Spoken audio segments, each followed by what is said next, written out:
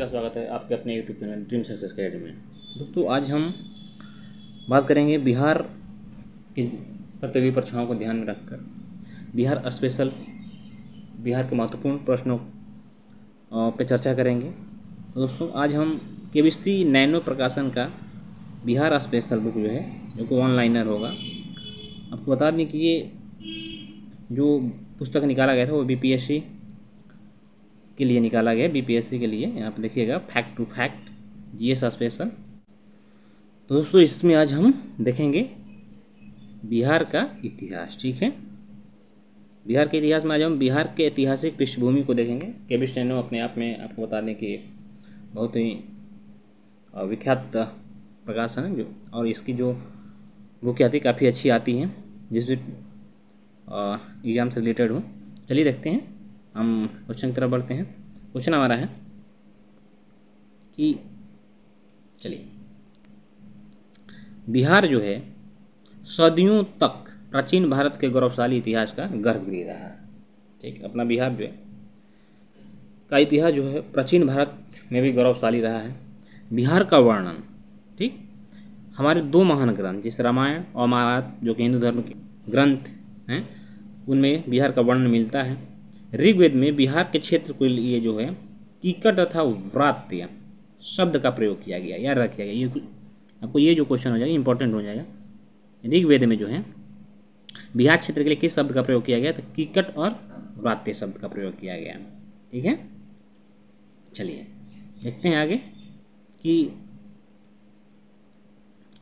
ऋग्वेद के अनुसार आर्यों के आगमन से पूर्व बिहार में सभ्यता और संस्कृति का विकास हो चुका था। मतलब आर्य जब आए उससे पहले ही बिहार में जो है सभ्यता तथा संस्कृति का विकास हो चुका था। चलिए, अब क्या कह रहा है कि बिहार जो है उत्तर पाषाण युग, यानी कि पाषाण काल का जो अंतिम दौर था, उत्तर पाषाण युग में सांस्कृतिक रूप से विकसित अवस्था में था। तो सोचिए, हमारा बिहार जो है आज इस स्थिति से गुजर रहा है, इससे कईयों साल पहले कितना विकसित था। यानी मतलब कि उत्तर पाषाण युग में ही सांस्कृतिक रूप से हमारा बिहार विकसित था। जनसंख्या के बढ़ने के कारण लोग गुफाओं, पहले लोग क्या रहते, गुफा में रहते थे। जैसे जैसे जनसंख्या बढ़ते गई, लोग गुफाओं से निकल कर बाहर आए, कृषि कार्य शुरू हुआ तथा पशुओं को लोग पालने लगे। इस समय तक मृदभांड बनाना लोग तथा खाना बनाना सीख गए थे। चलिए, अब देखिए, मुंगेर में भीम बांध है। भीम बांध कहाँ है? मुंगेर में है। याद रखिएगा, भीम बांध क्वेश्चन आता है कि भीम बांध किस जिले में है? बिहार के जिले में। तुम आप याद रखिए, भीम बांध जो मुंगेर, बिहार के मुंगेर जिले में है। से आरंभिक प्रस्तर युगीन उपकरण के औजार मिले हैं, अर्थात प्रस्तर युग के ही उपकरण हमें मिले हैं भीम बांध से। सोनपुर जो कि गया, और चिरान कहाँ है? सारण में है। से हड़प्पा युगीन काले और लाल मृदभांड के अवशेष मिले हैं। ऐसे अवशेष आपको भागलपुर के ओरियम, राजगीर व वैशाली से भी प्राप्त हुए हैं। ये बिहार में ताम्रपाषाण युगीन सभ्यता के प्रमाण मिलते हैं। जो अन्य मृदभांड मिले हैं वो बिहार में ताम्रपाषाण युगीन सभ्यता का साक्ष्य मिले हैं, जिससे यह साबित होता है कि ताम्रपाषाण कालीन युग में भी बिहार काफी अपने विकसित अवस्था में था। साथ ही इसके निर्माता पूर्व आर्य जाति के लोग थे। चलिए आगे बढ़ेंगे हम कि गया के जेठियन, क्या कह रहा है? गया के आपको ये गया के जेठियन से प्रारंभिक प्रस्तर युगीन, जो कि 1 लाख ईसा पूर्व पत्थर के कुल्हाड़ी तथा चाकू मिले हैं। जेठियन कहाँ है? गया में है। और यहाँ जो है आपको बता दें कि 1 लाख ईसा पूर्व के पत्थर के कुल्हाड़ी तथा चाकू मिले हैं। इस काल में लोग पशु पक्षियों का शिकार करते थे। यानी प्रस्तर युगीन काल में जो थे लोग पशु तथा पक्षियों का शिकार करते थे और फल फूल खाते थे तथा कंदरे में अपना जीवन व्यतीत करते थे। अब देखिए, बिहार में पूरा पाषाणकालीन संस्कृति के साक्ष्य जो हैं, पूरा पाषाणकालीन संस्कृति के जो साक्ष्य मिले हैं वो मुंगेर और नालंदा से मिले हैं।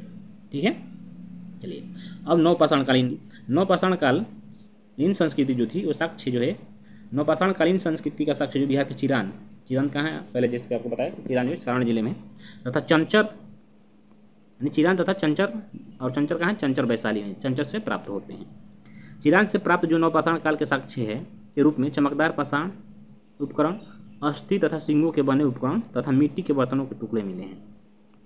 कहने का मतलब ये है कि जो चिरांद से नवपाषाणकालीन जो हमें उपकरण मिले उनमें से अस्थि, सिंह तथा मिट्टी के बर्तन मिले हैं। चलिए ऋग्वेद में आगे देखिएगा कि ऋग्वेद में कीकट क्षेत्र, जैसे कि पाषाण काल में बिहार के लिए कीकट तथा व्रत के शब्द का प्रयोग किया गया, तो ऋग्वेद में कीकट क्षेत्र के अमित्र शासक प्रेमगंध की चर्चा हुई है। चलिए अथर्ववेद में अंग एवं मगध का उल्लेख मिलता है। जो 4 वेद हैं, ऋग्वेद, ऋग्वेद, यजुर्वेद, अथर्ववेद और सामवेद, उसमें जो अथर्ववेद में है अंग तथा मगध का उल्लेख है। यजुर्वेद में सबसे पहले विदेह राज्य का उल्लेख मिलता है। यजुर्वेद जो उसमें विदेह राज्य का उल्लेख मिलता है और विदेह राज्य जो हम बिहार को ही कहते थे। चलिए वाल्मीकि रामायण जो है उसमें मलद तथा करुणा शब्द का प्रयोग किया गया है। इसके लिए तो यह बिहार के बक्सर क्षेत्र के लिए किया गया है। ठीक, रामायण में जो है मलद तथा करुणा शब्द का जो प्रयोग किया है वो बिहार के बक्सर क्षेत्र के लिए किया गया है। और आपको मालूम होगा कि राम ने यहाँ राक्षसी ताड़कासुर का वध किया था। राक्षसी ताड़का का वध किया था कहाँ? बक्सर में। वायु पुराण, यहाँ देखिएगा, वायु पुराण में गया क्षेत्र जो था वो असुरों का राज होने की चर्चा की गई है। वायु पुराण में जो गया क्षेत्र था वो असुरों का राज होने के यहाँ पे चर्चा किया गया है। उत्तर बिहार में पूर्व आर्य संस्कृति के बहुत कम प्रमाण मिले हैं। यानी उत्तरी जो बिहार है उसमें पूर्व आर्य संस्कृति के जो है बहुत कम प्रमाण मिले हैं, जबकि दक्षिणी बिहार जैसे गया, पटना, बक्सर आदि क्षेत्रों में काफ़ी अधिक मात्रा में प्रमाण मिले हैं। ठीक, चलिए और लगभग 800 ईसा पूर्व, ये देखिएगा, लगभग 800 ईसा पूर्व रचित शतपथ ब्राह्मण, जिसमें कि विदेह माधव और उसके पुरोहित गौतम राहुगण के सरस्वती नदी के तट से आगे बढ़ते हुए बिहार के सदानीरा नदी, जिससे कि हम अब वर्तमान में गंडक नदी के नाम से जानते हैं, के तट पर पहुँचने का भी विवरण मिलता है। चलिए अब देखिए क्या कह रहा है कि विदेह राजवंश की शुरुआत इक्ष्वाकु के पुत्र निमि विदेह से मानी जाती है, जो सूर्यवंशी थे। यानी विदेह जो राजवंश था इसके जो पुत्र इक्ष्वाकु के पुत्र जो थे निमि विदेह को मानी जाती है, जो कि सूर्यवंशी थे। चलिए अब देखिएगा इंपॉर्टेंट फैक्ट आपको यहाँ पे देखना है, तो हम यहाँ पे देखेंगे कि वेद, ठीक है, तथा उपनिषद से लिए गए आदर्श वाक्य, जिससे कि बहुत सारे जो हमारे देश में जैसे कि वाक्य हैं, तो आपको बताना है कि वाक्य जो है वो किस वेद से या उपनिषद से लिया गया। जैसे मान लीजिए कि ओम भूर्भुवः स्वः, क्या है? यह गायत्री मंत्र है, जो कि काफ़ी प्रख्यात मंत्र है। यह कहाँ से लिया गया है? तो दोस्तों ये ऋग्वेद से लिया गया है।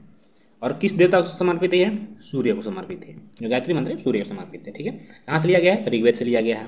ठीक उसी प्रकार से सत्यमेव जयते को कहाँ से लिया गया है? तो दोस्तों इसको मुंडकोपनिषद से लिया गया है। कहाँ से लिया गया? मुंडकोपनिषद से लिया गया है। वसुधैव कुटुंबकम, जैसे कहा जाता है कि भारत अपना देश जो है वसुधैव कुटुंबकम है, मतलब सबका सादर आदर सत्कार यहाँ पे सेम भाव से किया जाता है। तो वसुधैव कुटुंबकम यह कहाँ से लिया गया? तो यह महापुनिषद से लिया गया, महापुनिषद से। ठीक है, याद रखिएगा। अतिथि देवो भव, अतिथि देवो भव जो लिया गया यह तैत्तिरीय उपनिषद से लिया गया है, तथा मातृ देवो भव जो है ये भी तैत्तिरीय उपनिषद से लिया गया। तो दोनों को कंबाइन करके याद कर लीजिएगा। अतिथि देवो भव तथा मातृ देवो भव कहाँ से लिया गया? तैत्तिरीय उपनिषद से। वसुधैव कुटुंबकम कहाँ से लिया गया? महोपनिषद से लिया गया। चलिए अब आगे देखेंगे हम कि सूर्व क्या लिखा है? सर्वभवन्तु सुखिना, सर्वभवन्तु सुखिना जो यह बृहदारण्यक उपनिषद से लिया गया। कहाँ से? बृहदारण्यक उपनिषद से लिया गया है। तमसो माँ ज्योतिर्गमया, जब आप प्राथमिक विद्यालय में होंगे तो इस वाक्य को काफ़ी सुनेंगे। तमसो माँ ज्योतिर्गमय, यह भी बृहदारण्यक उपनिषद से लिया गया है। तो ये फैक्टर काफ़ी इंपॉर्टेंट हो जाती है, आप सबको याद कर लीजिएगा। एक बार फिर से देख लीजिए, स्क्रीनशॉट इसका ले लीजिए ताकि आपको याद रहे। चलिए आगे बढ़ते हैं हम। वैदिक कालीन, ये भी काफ़ी इंपॉर्टेंट फैक्ट दिया है कि वैदिक कालीन नदियाँ जो हैं और उनके आधुनिक नाम, यानी कि वैदिक काल में हम जो वर्तमान में नदियाँ उनको वैदिक काल में किस नाम से जानते थे? चलिए तो देखते हैं। सतलज, जिस नदी आज वर्तमान में सतलज नदी को जानते हैं, तो सतलज नदी को हम प्राचीन में शतुद्री के नाम से जानते थे। किसके नाम से जानते थे? शतुद्री के नाम से। रावी नदी, वर्तमान में रावी नदी है, इसको प्राचीन में इसको हम परुछुड़ी नदी के नाम से जानते हैं। जानते थे। ठीक है, अभी देखिए अस्किनी नदी, अस्किनी का जो वर्तमान नाम है चिनाब है, सिंधु का सिंध है। ठीक, सिंधु नदी का तो अभी वर्तमान में सिंधु नदी ही है। और विपाशा, विपाशा को अब हम व्यास के नाम से जानते हैं। ठीक है, यानी विपाशा का प्राचीन नाम विपाशा था, व्यास का प्राचीन नाम विपाशा था। झेलम का जो प्राचीन नाम है वो वितस्ता है, झेलम का प्राचीन नाम वितस्ता है। गंडक का सदानीरा, जैसे पहले इसके बारे में हम लोगों ने बात किया। और घग्गर को दिशद्वंती के नाम से जानते थे। ठीक है, तो ये आपको बता दें कि जो प्राचीन नदियों के नाम है ये एग्जाम में आते रहते हैं, तो इसको आप याद कर लीजिएगा, ना हो तो स्क्रीनशॉट ले लीजिए ताकि आप इसको रिवाइज करते रहें और आपको याद हो जाए। ठीक है, एक बार आप फिर से इसको रिकॉल कर लीजिएगा। चलिए आगे बढ़ते हैं अब हम अगले क्वेश्चन की तरफ। अगला क्वेश्चन है कि बुद्ध के, ठीक है, पूर्व जन्म से, बुद्ध के जन्म से पूर्व लगभग 6ठी शताब्दी ईसा पूर्व में भारतवर्ष में जो 16 महाजनपदों में बंटा था। कहने का मतलब कि बुद्ध के जन्म से पूर्व यानी कि 6ठी शताब्दी ईसा पूर्व में भारत जो था वो लगभग कितने 16 महाजनपदों में बंटा हुआ था, 16 महाजनपदों में बंटा हुआ था, जिसका उल्लेख हमें बौद्ध ग्रंथ के अंगुत्तर निकाय में मिलता है। देखिए क्वेश्चन यहाँ से आता है कि बताइए कि 16 महाजनपदों का उल्लेख जो है हमें किस ग्रंथ से मिलता है। तो 16 महाजनपदों का जो उल्लेख है हमें बौद्ध ग्रंथ अंगुत्तर निकाय से मिलता है। और देखिए भारत का जो 16 महाजनपद है उसमें बिहार में स्थित जब महाजनपद को हम कवर करेंगे। इसमें बिहार में 3 महाजनपद था। ठीक है, टोटल भारत में 16 महाजनपद था, जिसमें से बिहार में कितने 3 महाजनपद थे। ठीक है, चलिए अब 3 महाजनपद कौन कौन से थे देखिए आगे रखते हैं। अंग, जिसकी राजधानी चंपा, जो कि अब वर्तमान में भागलपुर तथा मुंगेर के क्षेत्र को बोलते हैं। दूसरी थी मगध, जिसकी राजधानी राजगिरी, जो कि दक्षिण बिहार का क्षेत्र है, गया, राजगीर, नालंदा, नवादा। ठीक है, ये मगध क्षेत्र में आ जाते थे। चलिए अब वजी, वजी जिसकी राजधानी वैशाली थी, ये उत्तरी बिहार में स्थित है। ठीक है, यानी हाजीपुर और सोनपुर जो क्षेत्र है ये वजी संघ में आ जाता था। तो दोस्तों हम तीनों महाजनपदों का आगे के वीडियो में उल्लेख करेंगे। तो अंग महाजनपद का जो सर्वप्रथम उल्लेख हमें मिलता है वो अथर्ववेद में मिलता है। यह क्षेत्र अनार्यों का था, मतलब जो अंग जनपद था यहाँ पर आर्य नहीं आए थे। ठीक है, इसलिए क्षेत्र जो था अनार्यों का था। चलिए आगे है कि ब्रह्मदत्त यहाँ का अंतिम शासक था। अंग महाजनपद का जो अंतिम शासक था वो ब्रह्मदत्त था, जिसने मगध के शासक बिंबिसार, जिसको कि मगध के शासक बिंबिसार ने युद्ध में हराकर मार डाला और अंग को अपने राज्य में मिला लिया। तो क्वेश्चन आता है कि अंग को अपने राज्य, अंग को यानी मगध राज्य में मिलाने का श्रेय किसको जाता है, तो वह बिंबिसार को जाता है। ठीक है, चलिए बिहार में वैदिक संस्कृति का प्रसार मुख्यतः उत्तर वैदिक काल में हुआ था। वैदिक काल जो प्रसार हुआ था उत्तर वैदिक काल में हुआ था। आगे हम मगध साम्राज्य को जो कि कवर करेंगे, किंतु इस वीडियो में नहीं करेंगे, इसको हम अगले इसके लिए एक अलग से, क्योंकि मगध साम्राज्य थोड़ा बड़ा टॉपिक हो जाता है, तो इसको हम अगले वीडियो में कवर करेंगे। दोस्तों ये रहा बिहार स्पेशल से महत्वपूर्ण कुछ प्रश्नों का फैक्ट। तो आपको ये वीडियो कैसी लगी, और आपको बता दें कि जो प्रश्न है बिहार स्पेशल, जो भी कॉम्पिटिटिव एग्जाम में बिहार स्पेशल क्वेश्चन आते हैं उनके लिए महत्वपूर्ण रहेगा। जैसे कि बीपीएससी एग्जाम लेता है तो उसमें बिहार से रिलेटेड बहुत सारे क्वेश्चन होते हैं। तो और अभी जो बिहार टीचर का वैकेंसी आया है उसमें भी बिहार स्पेशल पूछने की बात कर रहा है। तो दोस्तों चलिए आगे हम किसी और नेक्स्ट वीडियो में मिलेंगे। तब तक के लिए यदि आपको ये वीडियो बता दीजिएगा, कमेंट करके बताइएगा आपको वीडियो कैसी लगी। अच्छी लगी हो तो कमेंट करिए, लाइक करिए और सब्सक्राइब भी करिए। फिर मिलते हैं किसी नेक्स्ट वीडियो में, तब तक के लिए जय हिंद, वंदे मातरम।